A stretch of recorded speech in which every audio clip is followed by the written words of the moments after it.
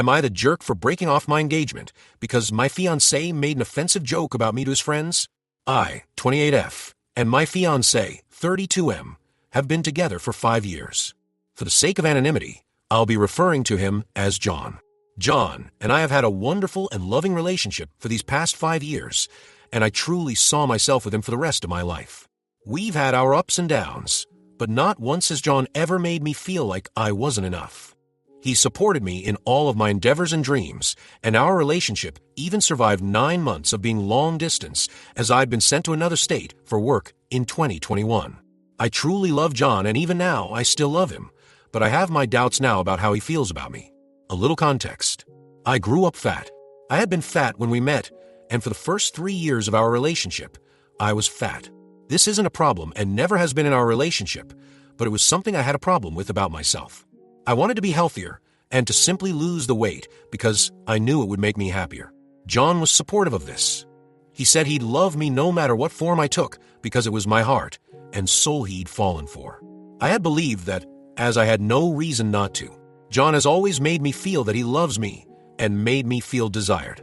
But now I've lost half of what I weighed before, and at my age, and due to being overweight my entire life, I have plenty of loose skin. I am absolutely insecure about it, and John knows this. He's made every effort to reassure me that he still finds me beautiful and that he looks at my body as the evidence of how hard I've worked and how far I've come. He reassures me that he still loves being intimate with me and loves my body, even as it's changed. I felt so lucky to have a man who loved me so unconditionally and truly. Recently, John and I had gone out with a bunch of our friends as we'd not been able to align our schedules until now.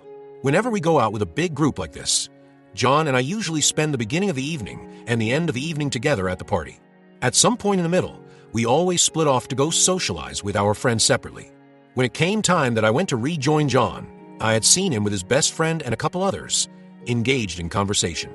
John's back was to me, and his friends were all chuckling about something as I approached, but I stopped dead in my tracks when I heard John tell his best friend that my body looked like a deflated weather balloon, and that it was hard for him to not laugh when we were intimate and my body moved. I had never expected the man who spoke so warmly and lovingly to me always to talk about me in such a way. John was the man I was going to spend the rest of my life with. He'd known my insecurities and still loved me anyway. At least, so I thought. Needless to say, I was hurt and angry and devastated. I walked up to him, handed him his ring without a word, and I left. I didn't even go to our home. I went to a hotel and stayed there. I turned off my phone and just took a couple days to just cry out my heartache. When I turned my phone back on, there were messages and voicemails from John and our friends. Most of John's messages were apologetic and begging me to talk and come home. But then the most recent were the opposite. He said I was cruel and cold for ignoring him and breaking off the engagement without warning or so much as an explanation. When I responded to him and told him I'd heard what he'd said, John told me that I was acting like a child because I took his joke too seriously, that he was just trying to make his friend laugh. I asked him why he needed to make his friend laugh at my expense by telling him about my body and how it looked to him, or how he struggled not to laugh at me when we were intimate. He didn't respond. Instead, as I'm writing this, I'm still receiving messages from our friends telling me that he's sorry and that I should see how miserable he is without me. That I'm so cold and a bitch for running off like that instead of giving John a chance to explain himself. I'm hurt. I genuinely don't know if I was too rash in breaking off our engagement, but the only thought in my head, and what is still sticking with me now, is that when I was fat, people mocked me because of my body all the time. I lost the weight only to still have people mock me because of my body. And it just so happened to be the one person I allow to see me at my most vulnerable who showed me that. I know John's hurting, or at least seems to be, but so am I. Should I have heard him out? 5 years, and I didn't even give him the chance to explain or to really apologize. I just shut him out immediately. I still love the man. Those feelings don't go away overnight, but I don't want to hear his apology. I don't want his explanation. I'm just angry and hurt, and my friends seem to think I'm throwing away my relationship over something easily fixable. Relevant comments. Downvoted commenter. So you blame him for seeing your body in the same way as you see it and for admitting the truth to his friends? Being a supportive partner doesn't mean that you should be in denial of reality. It just means that they should still love you anyway. Sometimes that means giving people a chance when they say a truth even if it hurts us. So anyway, good luck with finding someone else. Genuinely hope it works out for you. OP. I don't see my body as a deflated weather balloon, and I don't feel the desire to laugh when my body moves during intimacy. I'm insecure about the loose skin, yes, but I have never described my body in such a way. Is making a joke about something I'm so insecure about to other people who do not need to know the details of my body like that, and to know that he's telling jokes that directly contradict his words he's spoken to me feels like a betrayal. If he sees my body in such a way, he's had many opportunities to tell me that as I've given him space to do so. I'm under no illusions of what my body looks like. It's not a denial of reality to ask that my partner not mock my body to other people, knowing that it's an insecurity of mine and that I would not want anyone else to be that aware of my body's imperfections. John is by no means perfect in every part of him, but I have loved him like he is because even the most imperfect parts of him were perfect to me because they were his. I would never have done what he did. Edit to address your own edit. I have only asked for reassurance once to clarify, and since he told me he still wanted me, I didn't ask again because I trusted that. He's been more than comfortable telling me when he's had issues that might hurt my feelings because we both advocate for communication. This is the first real time I've not upheld that desire to at least hear him out when something is wrong because it's the worst he's ever hurt me before. Commenter 2. Can friends who think this is easily fixable explain how it gets fixed? OP's insecurity is about her body. She worked hard and lost weight clapping hands, clapping hands, clapping hands. Her fiancé decided to crack joke not just about OP's insecurity, but specifically at the times when that is on full display and OP would need validation. How is OP supposed to GRT intimate with John from here on out without feeling low? Let those friends explain that because I am real lost what their logic is here. OP see this as the warning it is and heed the warning by walking away. Look at it this way. If you had not walked up to them, you would forever be the butt of their jokes and be oblivious to it. Now that you know what you know, you have to wonder what else has John used about you to make himself feel better. Break up and remember something. Flabby skin is temporal. It goes away. A little more hard work and you will not even have memory of it. Your dignity is forever. Let John have his laughs. Have your dignity. Well done on the weight loss. I am still struggling with a gut. NTA, and sorry this happened to you. Commenter 3. NTA. You can never unhear those words. And if you gave John a second chance, they would play in a loop in your head anytime you'd try to be intimate with him. Save yourself the long-term heartache and dump him now. And congratulations on getting rid of all of the excess weight. Update. 3 days later. Firstly, thank you. All of you. Every one of you who offered solid advice and even just kind words. It's meant the world to me. Second, I have left John. I don't intend to go back or try to fix things when it's not my responsibility to do so in the first place. And it's not something that can be fixed anyhow. A lot of you said it would be hard to forget that he'd said that, and you're all right. I saw him once just to move my things out with the help of my brother, truly my hero in all of this. And despite the apologies and begging for me not to go, all I could hear was his joke and the way he laughed when he said it. It was like it was all I would ever hear from his mouth, no matter what he actually said. I told him that if he actually loved me, he would have never treated me like a joke, and that was the last thing I said to him. He's tried calling, but I've blocked his number. I'm staying with my brother, and John's been smart enough to not come by because my brother told him if he walked onto his property, the only way he'd be leaving is in cuffs or a bag. John seemed damn intimidated by that, thankfully. So I feel safe here. Going forward, I know I'll be okay. I'm going to take time to focus on myself, move, and work towards my own goals. I think it will be a good way to let go of this relationship and what could have been by reminding myself of who I am outside of it. Thank you again. Edit. I showed my brother these posts in the comments, and he said he'd buy all of you a drink if he could, and could reasonably afford it. Editor's note. OP wrote a post about a different ex 4 years ago, prior to getting together with John. OP. John knows about that letter. It was something I wrote because of a suggestion from my therapist to resolve my thoughts about a boyfriend I had before John that used to make me anxious when I wasn't responded to. He actively supported my writing it as he knew it would help me get the feelings out and the words I wished I could have said to that man. He's even the one who suggested I post it in the unsent letters Reddit because it's the digital equivalent of putting a letter in a bottle and setting it adrift at sea. Maybe it will reach him, maybe it won't, but at least you'll have let go. Direct quote. We were very happy and supportive of each other.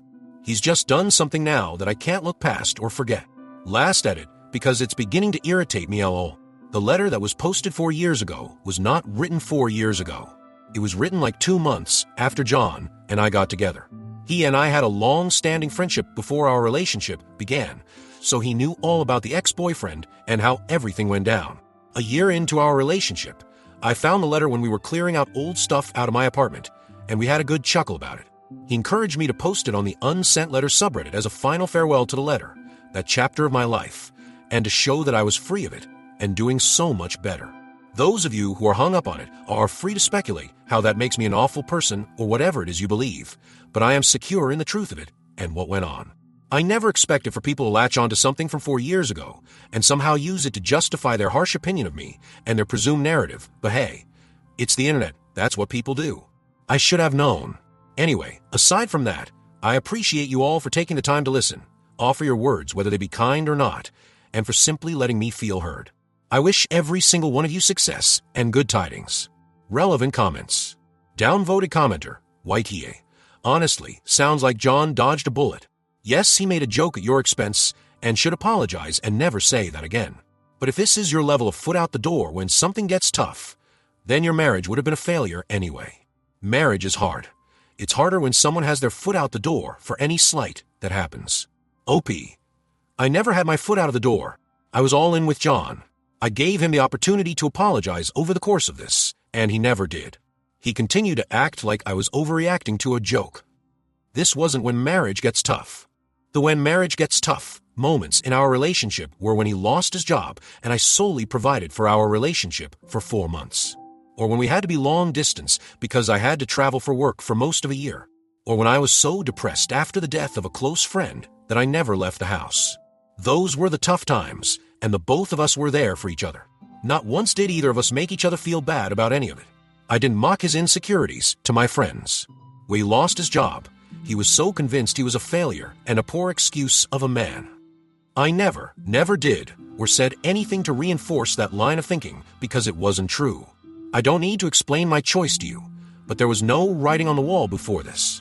John taking the biggest insecurity I have and making a joke about it to his friends was a direct contradiction to everything he'd ever said to me about it. Instead of saying an actually funny joke, he decided to strike my most vulnerable point as a joke. And he doubled down on that point instead of apologizing genuinely. I have the self-respect and dignity to know that I don't want to be with someone who can just mock their partner's insecurities to others and then have the audacity to tell their partner how they should feel. I won't respond to anything you say if you reply to this, but funnily enough, I know you aren't him, but you've said a lot of the same sentiments John did. Commenter 2. I'm floored he's mad you won't. Let him explain himself. What's to explain? He said what he said. Block the numbers of any of the friends defending him as well. Commenter 3. You/branch, but I have to say that I am impressed by the size of your ovaries. Not meaning to sound condescending in any way, shape, or form, but here on Reddit you read so many stories about people from all walks of life who take whatever BS their partner hands them, because they love them so much, especially if they have been together for a while. Hell, sometimes even 6 months is enough for them to lay their dignity on the floor. I love the way you love and respect yourself so much that you do not take that man's disrespect and BS. Indeed, someone who loves, appreciates, and respects you would never make a joke like that, especially to others. On to better things, OP. Story 2. My 21 female roommate and best friend 20 female threw out my abortion pill and has generally gone insane. I have no idea what to do. My best friend Sarah and I had been friends since she was a freshman and I was a sophomore at our college, about 2 years since I met her. We were assigned to be roommates and got along great and decided to room together for the next year, my junior year. We never had any problems before this and were inseparable. We are even in the same sorority and have the same major, nursing. A few weeks ago, I found out I was pregnant by my boyfriend Harold, 22 male. We've been dating 1.5 years and he's a wonderful man. We both discussed what to do and decided that abortion was the best choice for both of us. I decided to have a medical abortion, and since Harold couldn't drive me to the clinic because he had a final, Sarah agreed to go with me. Sarah was originally very supportive and held my hand as I took the first pill in the office. She was in the room when the doctor explained that I should take the second pill after 24 hours and that I would have to do it at home. Harold came over after his final and kept me company and spent the night. After a night of cramping and bleeding, I woke up yesterday morning to find that the second pill was missing from its pack. I put the pill on my nightstand so that I wouldn't lose it. The pack was still there, but the pill was missing. Sarah is the only one with access to my room. We have separate rooms, but share everything else. I asked Harold if he had messed with the pill, and he said no. Why would he? If he doesn't want this child any more than I do. So that left Sarah as a suspect, so I waited until she woke up to ask her about it. That's when she flipped her shit. She started screaming at me how I was a baby killer and that she hopes I bleed out from the abortion. Then she told me that she had a dream that my child would grow up to cure Ebola. I could not make this up, and that she threw away my pill to protect my child, as well as the extra birth control packs I had gotten from the school nurse to last over the summer. She took photos and uploaded them to Facebook with the caption, "OP is a baby-killing whore who can't keep her legs shut." Luckily, all of her friends and our sorority sisters instantly defended me and told her how crazy she was.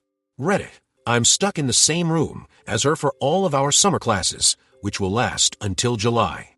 We are in the same sorority and will have to see each other twice a week until I graduate. Is there anything I can do legally? Is what she posted online illegal? She is a nursing major in clinicals. I'm so fucking confused. TLDR. Went for a medical abortion. Roommate flipped her shit and threw away my medication. We have to live together for the better part of the summer. Edit. I've already gotten another pill. Second edit. Sorority just texted me. The last meeting of the year will be concerning Sarah's violation of the sorority code of conduct. Apparently, this is not the first time this has happened. Majority vote decides on whether she's kicked out or not. Relevant comments. OP replying to a deleted comment. I've sent them emails already about it, but because it's summer, only one dorm building is open. Even if I switch rooms, I'll still run into her. It's a crappy situation. We are both nursing students, and I know this is a violation of my medical privacy. I've thought about reporting her to the nursing board at our college so that she might be kicked out of the program. We all had signed ethics pledges that directly involve this. My sorority sisters are firmly on my side about this. They know I've been with Harold for a year and that I don't sleep around. Sarah is the one whose reputation reflects badly on the sorority, and it's been brought up before. The cramps are actually almost non-existent at the moment, but I'm not sure if that's because I missed the second pill or not. Commenter. I've thought about reporting her to the nursing board at our college. Don't think about it. Do it. If you were her patient, I'd probably punch her in the face if I were her patient. The only reason why I'm hesitant to report it to the nursing board is because I'm also a nursing student and there might be a huge backlash. Her actions have proven that she is incapable of keeping medical information private and that she is unfit to be a nurse, so I might send it to the state board so that when she applies for her license, she will be denied. Update. I will try to make this as clear as possible, even though I'm typing it during a work break. Immediately after I posted on Reddit, a lot of you had the same advice to report her to the nursing board, residence life, the nursing department at our college, to the police, to the sorority, and to her parents. I decided to report her to all of the above while hiding at the sorority house. Early yesterday morning was when Sarah made her Facebook post about me, and it took only until after lunch for my sorority sisters to start texting me like mad.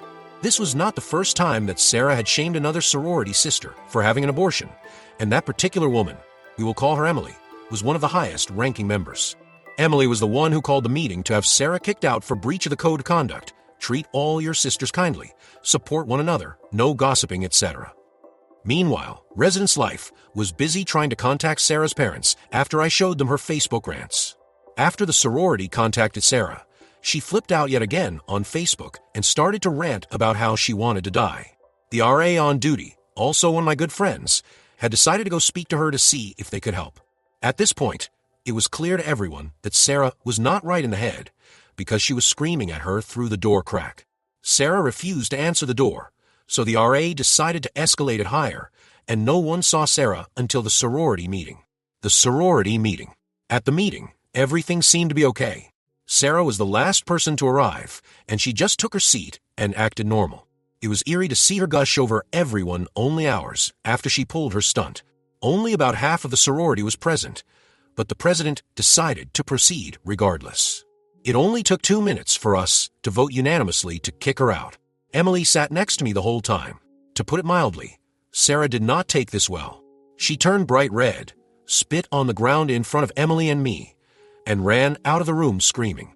We called campus police on her as she left. After the meeting, Sarah returned to our dorm room. The residential life administrator tried to speak to her, but she refused to answer the door for over 20 minutes.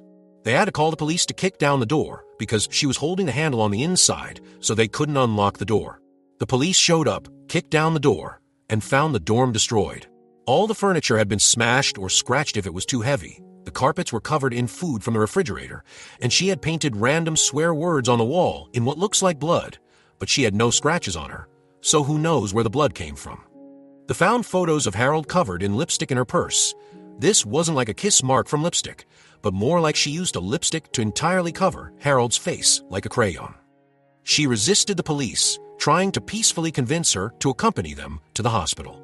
Sarah was taken to the hospital and charged. I'm not sure what the exact charges were, but I am aware that it includes unlawful possession of prescription medication because they found my pills in her purse and they had my name on the labels.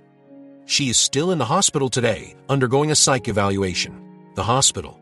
Sarah and I were both interns working for the hospital that operates the pregnancy clinic. I reported her to HR for theft, harassment, and privacy violations, along with giving them screenshots from Facebook. As of this morning, Sarah did not turn up for work, so she was terminated for no call, no show.